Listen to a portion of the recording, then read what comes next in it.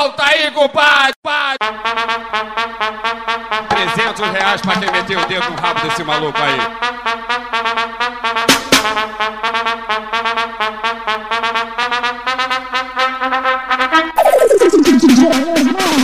Solta esse bagulho aí de novo.